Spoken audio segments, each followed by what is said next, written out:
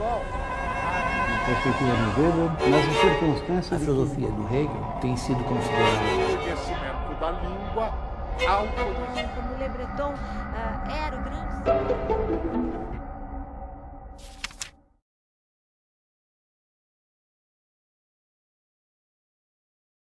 Bom, é um prazer muito grande estar aqui de volta,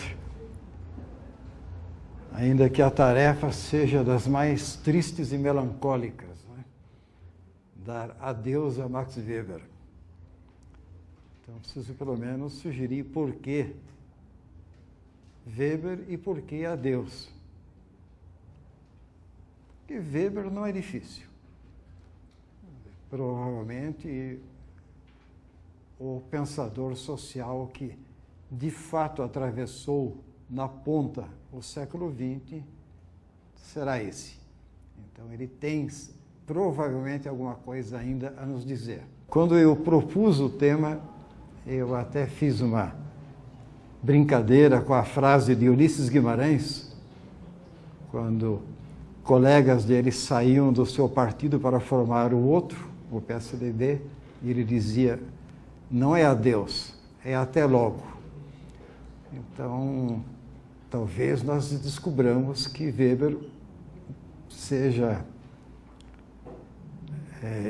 nessa situação também, se bem que, no caso do meu exemplo com Ulisses Guimarães, não houve volta, né? Agora, não terá sido totalmente por acaso que se levantasse essa ideia de que, enfim, o século XX tivesse sido, na área do pensamento social, um século de Weber, mas que ele tenha sido, sim, um pensador do século XX que, eventualmente, perdesse substância ou apoio ao longo do século XXI. A base para sustentar isso seria a de que ele era fundamentalmente um pensador do Estado Nacional. E isso, eventualmente, pudesse ter alguma ressonância sobre a persistência do seu pensamento. Ao longo dos nossos encontros, é que nós poderemos dar algum conteúdo, se for possível, a essa referência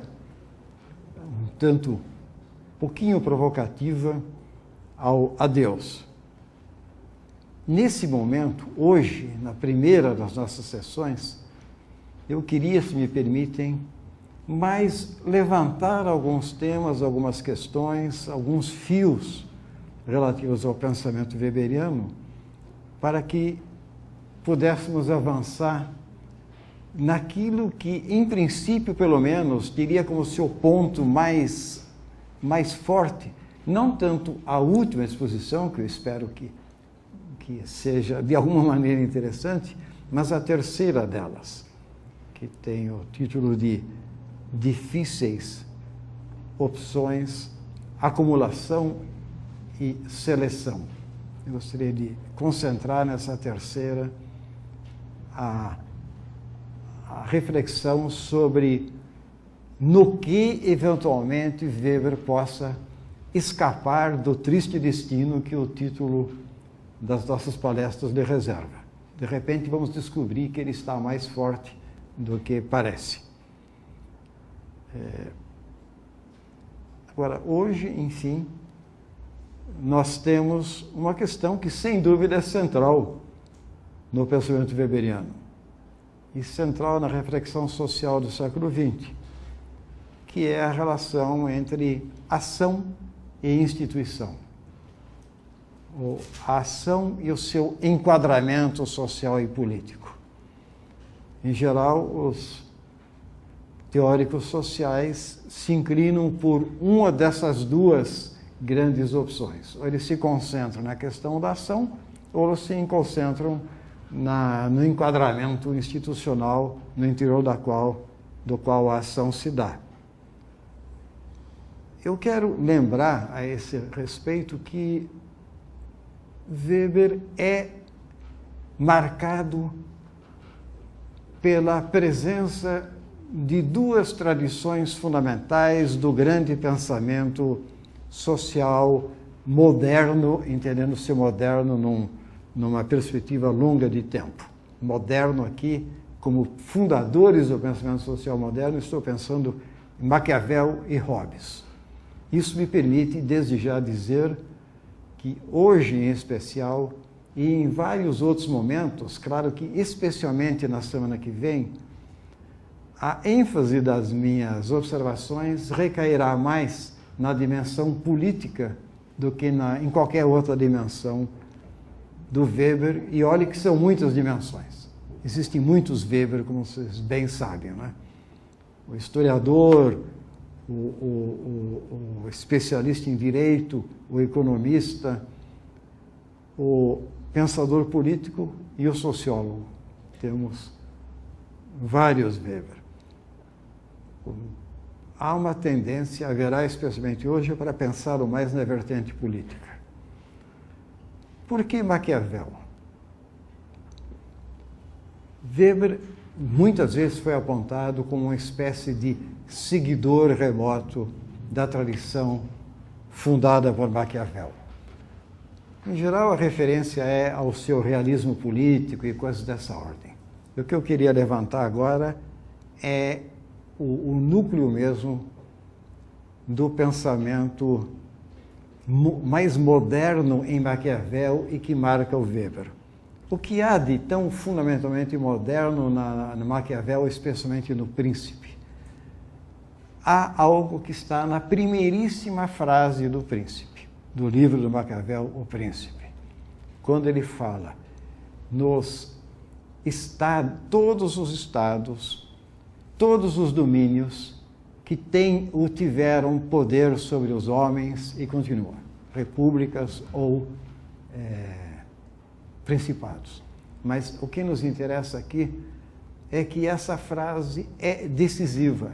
Ela abre toda uma perspectiva para a reflexão política pelos séculos seguintes. E é muito moderna, porque ela coloca nitidamente o poder como uma relação. Isso não é trivial. O poder pode muito bem ser pensado como atributo de algum tipo de entidade. No caso, é pensado claramente como uma relação, associada ao domínio. Esse é o núcleo do pensamento que Weber retomará. Ele vai colocar no centro a questão da ação. Por quê? Falar em ação envolve a referência a um agente. Bom, trivial, né? Mas não é trivial no caso. Porque esse é o lado, digamos assim, é a substância da preocupação weberiana. Porque a preocupação weberiana, que no caso é a preocupação que vem lá de Maquiavel, é qual é o agente capaz de intervir para a constituição de um Estado soberano, onde ele ainda não existe, o que no caso significa ou consolidar aquele que acaba de se constituir, como é o caso do Weber. O Estado Nacional Alemão era problemático como potência no período de Weber. Claro que se havia constituído muito mais do que o conjunto de cidades-estados, digamos, italianas no século XVI do Maquiavel. Estava mais avançado, obviamente, nesse ponto, mas era problemático. Então, não é à toa que a simpatia vai mais para a ação do que para a instituição. A instituição é problemática. No entanto, não pode ser deixada de lado, porque se trata de constituí-la e trata-se de lhe dar aquela condição fundamental sem a qual ela perde todo sentido, qual seja a soberania. Mas vejam bem, mais uma vez, a soberania não como atributo de um ente chamado Estado, mas como exercício. Isso é uma coisa constante em Weber. Weber não fala de tais ou tais qualidades de tal ou qual ente, mas ele fala do exercício de capacidades. Nesse sentido, é realmente, de maneira mais forte, uma teoria da ação. Então, não é gratuito nisso. O problema, como eu dizia, que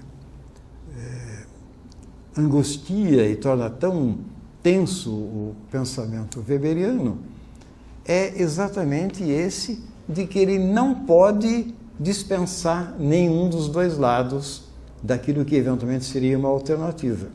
Ele tem que operar simultaneamente com a referência da ação e com a referência institucional, só que a sua atenção se concentra mais fortemente para o lado da ação, que é da onde ele vai tirar todo o seu equipamento conceitual. Tudo é um pouco de exagero, porque no pensamento político dele, soberania é fundamental, e eu diria que não só no pensamento político. A ideia de soberania é realmente fundamental, nós vamos ver isso em vários momentos. O que importa nesse momento é lembrar no que consiste esse exercício. E aí nós entramos no ponto mais saboroso, digamos, do pensamento do Weber, porque ele consiste na dominação. O exercício do poder é dominação. Mas, novamente, nós devemos tomar cuidado com as primeiras ressonâncias dos termos, porque, pelo menos, sugiro eu, em relação a Weber, não deve ser nada consensual, mas eu estou sugerindo aqui, que não devemos entender dominação, quando o nosso autor fala nela, como pura e simples imposição. Ela envolve sempre uma dimensão de comando, sempre envolve. Mas é preciso saber se isso se traduz na pura e simples imposição. No caso do poder, voltando um segundo atrás, se pensarmos, como é a linhagem Maquiavel-Weber, o poder como relação, aí sim, poder é uma relação competitiva entre vontades. Poder se traduz na imposição da vontade de um contra a vontade de outro. Aí é imposição mesmo. Quem tem poder faz valer a sua vontade contra qualquer resistência. Agora, o modo de fazer isso envolve uma coisa muito intrincada e muito fascinante, que é exatamente o processo de dominação, que eu sugeriria não se esgota na pura e simples imposição, não se esgota no enunciado sem mais de comandos a serem obedecidos, mas tem a ver com a natureza que esses comandos assumem. E aí eu vou jogar um pouco com as palavras e lembrar o velho Maquiavel. Ele está falando do príncipe na sua obra. O príncipe é o princeps, é o primeiro, é o que vai na frente. O princeps é aquele que realiza da maneira mais acabada o ato no qual se traduz o poder, a saber, ele tem a capacidade de tomar iniciativa. Ele toma iniciativa. Esse é o núcleo duro da coisa, na perspectiva que eu estou atribuindo ao Weber. O exercício da dominação, na qual se traduz o poder, se traduz, se realiza, se materializa na tomada de iniciativa. Mas tomar iniciativa, estar à frente, ser o primeiro, não significa só impor obediência, embora isso seja intrínseco à própria situação dominante. Quer dizer, obter obediência, obter uma resposta favorável aos seus comandos é intrínseco, mas não esgota.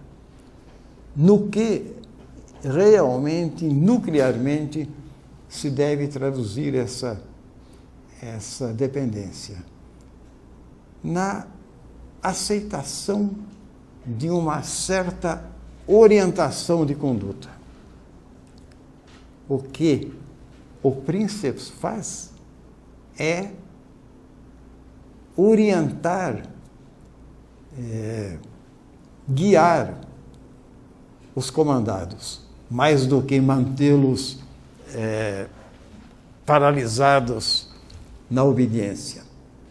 O Princeps, o príncipe, o mandante, o dominante é um ente dinâmico, que mobiliza mais do que paralisa. Não se trata de impor o medo, trata-se de fazer com que determinadas linhas de conduta sejam adotadas. Essa coisa da orientação da ação, da condução, porque aí no caso é condução que está envolvida, a expressão alemã, que é importante em Weber, nos leva a alguns aspectos embaraçosos quando você pensa Weber na nossa perspectiva pós-weberiana, porque a expressão alemã é Führung, e o líder, o guia, é o Führer. Então todo mundo começa a se assustar dizendo Weber é um cara que está preparando o caminho para o Führer. Bom, o Weber está preocupado com o Führer, sim. Ele não podia prever que um determinado líder político adotasse exatamente essa expressão para caracterizar a sua iminência, né? Certamente Weber não ficaria nem um pouco entusiasmado com a figura de Hitler, mas ele está preocupado com isso, sim. Não adianta querer empurrar para baixo do tapete só porque nós não gostamos da experiência terrível da Alemanha pós-weberiana, pós-1920, quando ele morreu, 10 anos depois, 13 anos depois. O que há é que aí eu invocaria um conceito muito importante no Weber, que é o da condução da vida. É um dos conceitos fortes em Weber. Você pode analisar agentes, tipos de agentes sociais, tipos de realização de ação, em termos de como esses determinados agentes conduzem a sua existência. Conduzir a existência significa ter uma margem de ação para encadear seus atos e ter a capacidade de atribuir algum sentido a esses atos. É muito importante a ideia weberiana da condução da vida. O que é incorporado pelos agentes na atribuição de sentido aos seus atos, na escolha de determinados atos em detrimento de outros, como sendo significativos, como sendo incorporáveis às suas rotinas de vida e por aí afora. Por exemplo, o que faz com que o protestante atribua determinados significados a tais ou quais ações religiosas ou econômicas deles, né? Como se conduz a vida? A condução da vida é um termo importante porque faz justiça à circunstância de que nós estamos falando de agentes e não de meros pacientes de atos de terceiros. Por mais que apareçam como dominados, os homens continuam sendo agentes. Eles orientam, eles conduzem de alguma maneira a sua vida. Como é que eles são então dominados? O que significa ser dominado? Significa receber determinados influxos e aceitar determinados influxos externos sobre o seu modo de conduzir a vida. É esse o truque máximo. A dominação, nessa perspectiva, não se traduz em mera coerção, em mera em esmagar os demais, em transformá-los em meros pacientes, mas a dominação pensada desse jeito é a capacidade de algum modo, influir de modo persistente e sistemático sobre a condução da vida de outros. E ser dominado é aceitar um certo modo de condução da vida que é, enfim, ou exemplar, ou ensinado, seja qual for o mecanismo envolvido. Se nós levarmos muito longe esse tipo de raciocínio que eu estou sugerindo, e eu não vou desenvolver isso nesse momento, nem vou tentar, mas só para lembrar ressonâncias posteriores do pensamento weberiano, nós encontraríamos nessa ideia algo que se configuraria no pensamento sociológico francês de décadas recentes, no pensamento de um autor tão importante como Pierre Bourdieu, e se traduz num conceito muito interessante, que é o de hábitos. A incorporação, no sentido praticamente literal do termo, de certas formas de conduta que passam a ser, assim, consubstanciais às próprias pessoas, aos próprios agentes. No limite, a dominação bem-sucedida inculca nos agentes, como se fosse coisa sua, infunde nos agentes determinadas formas que seriam como que naturalizadas de condução da vida. Então você continua conduzindo a sua vida, mas na condição de dominado. Por que você está dominado? Porque está atemorizado, algo que valha? Não, você está aceitando isso. De alguma maneira você está legitimando essa condução da vida. Então não é esse o problema. O problema é que não é sua a iniciativa. Você é dominado e não dominante, porque não é você que está inculcando em outros, é você que está sendo, que está aceitando. Você poderia, eventualmente, mudar o seu papel. Nesse caso, você tem que ter o que propor para terceiros. A questão de estar na posição dominado ou dominante passa o tempo todo por aquilo que eu falava, que é central na questão do poder e se desdobra na questão da dominação. Quem tem a iniciativa? É esse o problema. Não é quem tem a força, simplesmente. Não é por aí que a coisa anda. Nesse sentido, também se pode dizer que o poder, na perspectiva weberiana, se traduz numa supremacia. E por aí a gente poderia introduzir a questão, novamente, do ente soberano, né? Agora, que tipo de desdobramento tem esse modo de pensar as coisas? Se eu enfatizo a ação, se eu enfatizo a dominação, em primeiro lugar, é claro, eu tenho que encontrar um mecanismo qualquer pelo qual se responda ao grande problema de qualquer teoria da ação, que é o problema da persistência das ações.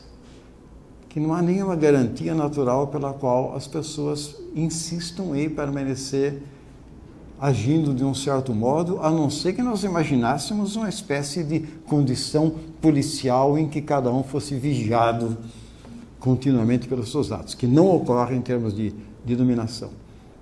Em nome do que persiste? Eu já sugeri que, nos termos mais fundos, isso persiste pela incorporação de determinadas diretrizes na própria condução da vida. Mas essa incorporação não se faz automaticamente, não é pura natureza. Pode até se naturalizar depois de algum tempo, mas não é pura natureza. Ela envolve um momento decisivo, que os senhores conhecem bem, um momento de uma aceitação voluntária, por alguma razão, daquela orientação, daquela condução da própria vida. o momento da legitimação, né? Aceitar como válido. Isso é decisivo para levantar a possibilidade da persistência de determinados estados de coisa, de determinadas formas ordenadas de relações entre os homens. Porque, no fundo, é isso que está em jogo. Porque a questão que está o tempo todo trabalhando aí é, em nome do quê? No meio de múltiplas formas possíveis de ação, no meio de múltiplas formas possíveis de vontade, você não tem uma espécie de atomização dos homens em entes puramente singulares, né? Espécie meio caricatural de mônadas sociais. Você pode responder pela legitimação, mas, atenção, o interessante nisso, e aí persiste a ideia de que a ênfase weberiana é sobre a ação mais do que sobre a instituição, ou seja, sobre o modo pelo qual se conduz a vida, mais do que sobre os determinantes externos dessa condição, sobre a normatividade externa, algo do gênero. Enfim, falando em duas palavras, Weber não é Durkheim, são duas formas diferentes de pensar. Se a coisa vai por aí, nós temos um aspecto fascinante, que, aliás, alimenta a preocupação não apenas, digamos, sociológica, mas política da reflexão weberiana, que nós estamos no campo da instabilidade constante e um campo em que a previsibilidade das ações futuras é sempre problemática. É claro que o mandante, o detentor da capacidade de dominação, o detentor do poder, trabalha no sentido de ter previsibilidade máxima em relação ao que ocorre no âmbito em que tem vigência a sua dominação. Sempre trabalha nesses termos. Mas nunca consegue uma situação, ou raramente consegue uma situação ótima de poder prever. Se é que consegue alguma vez. Porque todo o edifício da sociedade, do Estado, das formas de associação de qualquer tipo, na perspectiva weberiana, está suspensa por um fio fino e delicado, que é o fio da legitimação, o fio da crença na validade daquele modo de viver e de se relacionar com outros. Nada tão frágil e, ao mesmo tempo, nada tão duro e tenaz, mas potencialmente sempre frágil. O mundo que Weber pensa é um mundo em que quase se traduz a fórmula atribuída a Renan, que eu nunca li, pensador francês, historiador francês do século XIX, que teria dito que a nação francesa é o resultado de um plebiscito cotidiano. Ou seja, os franceses acordam de manhã e decidem que continuam franceses. Basicamente é isso. Essa era a frase. Na perspectiva weberiana, é isso que acontece. É isso que acontece. Os dominados decidem a sua maneira, porque continuam achando válido que aquilo que aí está. Enfim, eu vou voltar a esse termo, em atenção. Vale a pena. Então, continua-se igual. Mas, em princípio, nada impede de que, em algum momento, o plebiscito falhe. Em princípio, nada impede que se ocorresse aquela coisa, aquela simpática frase dos hippies americanos, nos anos 60, que levantavam a questão: e se fosse chamada uma guerra e ninguém comparecesse? Basicamente isso. Tirar a legitimação, que é o núcleo de movimentos de contestação de todo tipo, né? Tirar a legitimação, retirar a crença na validade. O que significa que nós temos uma concepção de sociedade em que há continuamente a sombra de uma instabilidade constitucional, eu diria, e não se colocam algumas das questões habituais na análise social. Por exemplo, não há como colocar a questão do equilíbrio como caracterizador de sociedades ou de estados ou coisa do gênero. O desequilíbrio é muito mais a regra. Assim como, mais fortemente ainda, a assimetria de relações é a regra. Não há possibilidade, em termos weberianos, de se pensar sociedades como sistemas em equilíbrio com relações simétricas entre suas partes. A dominação é uma condição inescapável, assim como o exercício do poder. Eu voltaria a isso, me parece um dos temas mais fascinantes do Weber, mas me permitam lembrar qual é a origem do caráter inescapável do poder e da dominação. É pura e simplesmente a escassez de recursos.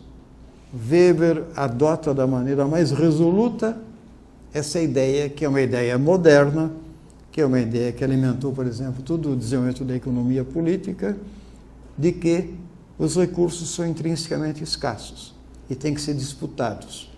Não há para todos. Há disputa por recursos de todo tipo. E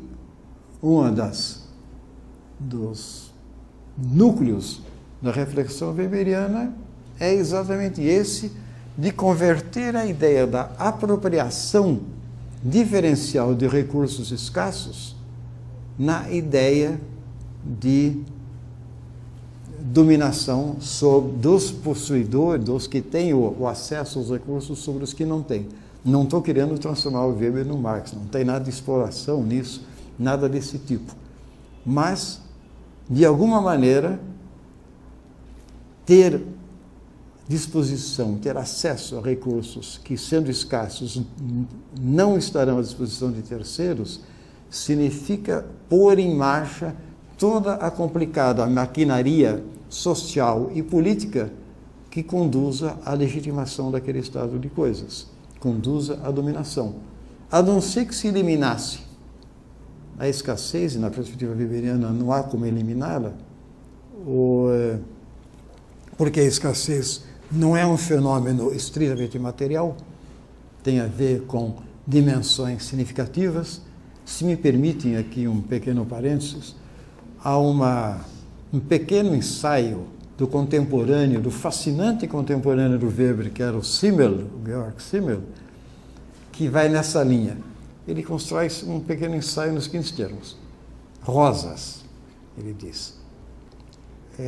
Em algum momento, produzem-se rosas em quantidade para todos. Num segundo momento, descobre-se que as rosas não são idênticas. Algumas têm um colorido mais forte, outras menos, mais vermelha. Mas isso começa a causar um certo mal-estar. E a abundância que parecia resolvida começa a se tornar problemática. E daqui a pouco as pessoas começam a querer as rosas com pequenas franjas brancas. Mas nem todos têm. E os que têm começam a sair em vantagem. E ele vai desenvolvendo essa ideia para dizer, olha, não tem saída, porque os homens encontrarão sempre fatores diferenciadores que restituirão a eventual abundância no âmbito significativo à escassez. Portanto, esqueçamos a possibilidade de abundância para todos, a cada um conforme suas necessidades, a cada um, etc. e tal. Não tem saída nessa perspectiva, né? Instabilidade, assimetria. A assimetria é constitutiva, né? Não há como não ter relações em que alguns tomem a iniciativa e outros sigam. Mas é basicamente isso que está em jogo. E tudo isso conduz a uma situação em que nós estamos numa imagem da sociedade que se constrói, digamos, em duas dimensões complementares. Por um lado, nós temos aquilo que deriva da circunstância de que nós estamos diante de agentes, de que esses agentes são capazes de encontrar ou atribuir significado àquilo que ocorre no exterior, e isso envolve também atribuir significado às ações de outros agentes, tornando possível a ação social, que é uma espécie de ajuste recíproco de significados que se atribuem à ação. E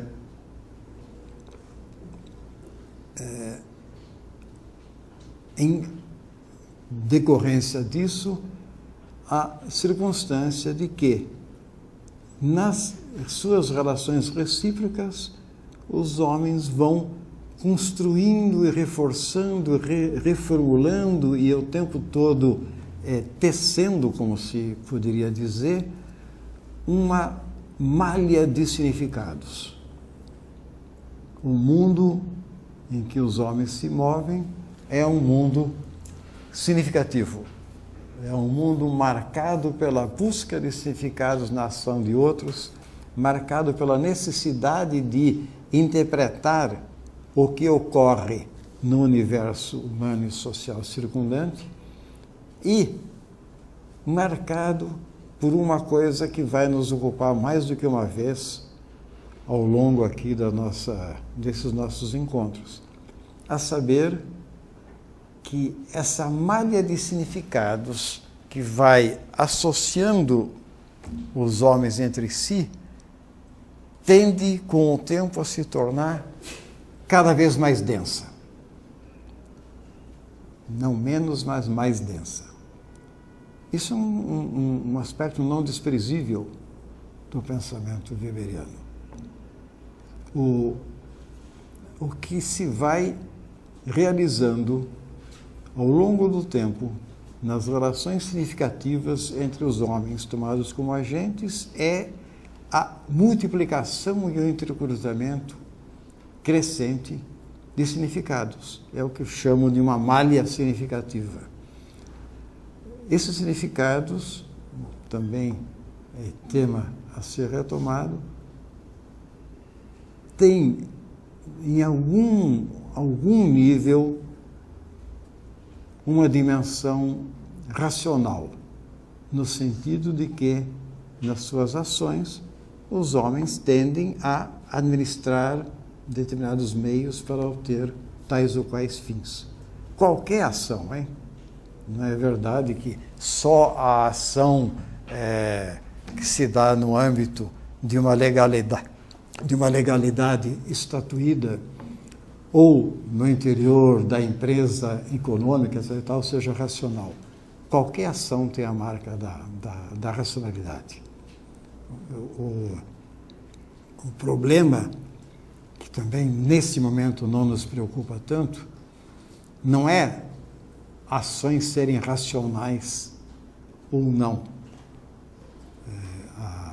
O problema que interessava a Weber era a do que ele chamava o processo de racionalização, ou seja, a ampliação crescente das modalidades racionais de ação em todas as esferas da existência, de tal maneira que os elos significativos que constituem isso que eu chamo uma malha de significados no interior da qual os homens se movem, vão se tornando todas elas, vão assumindo todas elas o caráter racional, de bom agenciamento de meios para se atingir com o máximo de eficácia tais ou quais fins.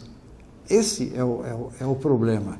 Não é que não exista, de alguma maneira, em qualquer modalidade de ação, um componente racional, mas ele não esgota a ação. Existem outros significados possíveis. Mas você pode, pelo menos analiticamente, imaginar uma situação em que a racionalidade vai cobrindo todos os espaços. Tudo é, digamos assim, calculado com eficácia. Esse é um problema interessante, que Weber coloca e que certamente vai nos ocupar ainda, e todos, de alguma maneira, o conhecem, a questão do que significa a racionalização crescente do mundo, a presença crescente de uma dimensão racional, quer dizer, calculada, eficaz na própria orientação da ação dos homens.